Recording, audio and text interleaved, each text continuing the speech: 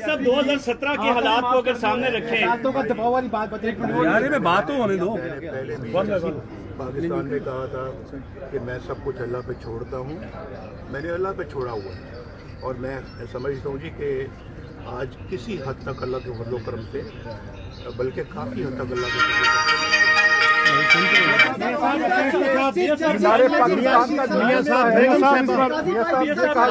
Pakistan army पे attack जो PTI की तरफ से 9 मई को पाकिस्तान आर्मी पे अटैक हुए, उसका आपका क्या मौका? 9 मई के हवाले से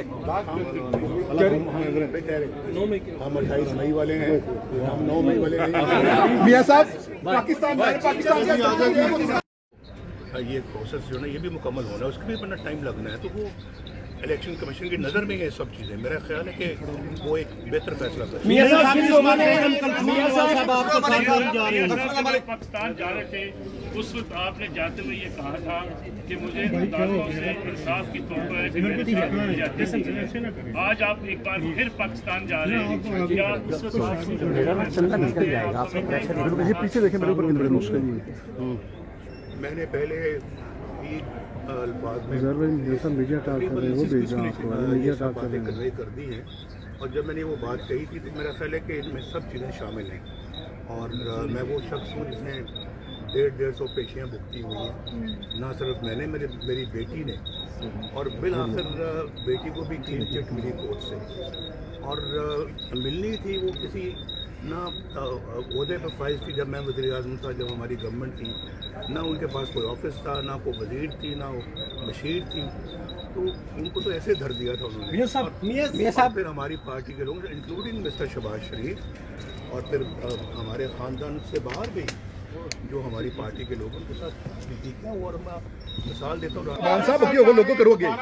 7-18 और लोगों करो यार, आपको एक बार फिर जाना पड़ रहा है जिला वतनी के बाद, क्या समझते हैं ये कैसा साइकिल है और किस तरह के आप देखते हैं? सर ये लोगों पकड़ ले सारे यहाँ किसे कर जी, आप कैसे देखते हैं इस सारे मामले को, और खास तौर पे आपको जो मुल्क के हालात हो गए हैं 2017 में जब आपकी हुकूमत गई थी, और अब इसमें जो फर्क है 5 साल तबाही हुई है, जब आपको निकाला गया पनामा के नाम पे अकामा से, तो क्या इसके असरात आप देखते हैं मुल्क पे हुए हैं? आज पाकिस्तान जा रहा हूँ 4 सालों के बाद, और जाते हुए बहुत खुशी महसूस कर रहा हूँ अल्लाह के फजल करम से, और जब मैं पाकिस्तान छोड़ रहा था, जा रहा था बाहर, तो कोई फीलिंग्स बिल्कुल नहीं थी, बल्कि कोई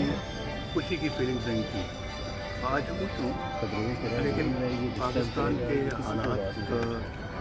के ज़रा मुस्तरद भी हुई, और मैं समझता हूँ कि बहुत ही अच्छा होता अगर मैं आज जा रहा हूँ, और बहुत अच्छा होता कि आज 2017 के मुकाबले में हालात बेहतर होते, लेकिन 2017 के मुकाबले में हालात बेहतर नहीं है, तो ये देख के बड़ी परेशानी होती है, बहुत दुख होता है कि हमारा मुल्क जिसको कि आज तरक्की की बुलंदियों पे होना चाहिए था, वो आगे जाने की, बढ़ने की बजाय वो पीछे चला गया, आगे क्यों बैठे से पीछे चला गया है, भाई मेरा कदम इक़्तिसादी लिहाज से, मुआशी लिहाज से, मुआशरती उम्मीद की किरण है, उम्मीद को हाथ से नहीं जाने देना चाहिए। हम इस काबिल हैं कि हम अब भी अपने हालात को ठीक कर सकते, क्योंकि हमने बिगाड़े भी खुद ही हैं, ये बात सही है कि बिगाड़े भी खुद ही हैं, और ठीक भी हमने खुद ही करना है। अगर अपने पाँव पे खड़ा होना है तो हम ही ने खड़ा होना है, किसी ने उठा के मैं खड़ा नहीं करना। और मैं ये समझता हूँ कि उस वक्त का पाकिस्तान जब मुझे याद आता है तो बहुत तकलीफ़ होती है कि वो पाकिस्तान जो कि IMF को भी खुदा हाफिज़ कह चुका था,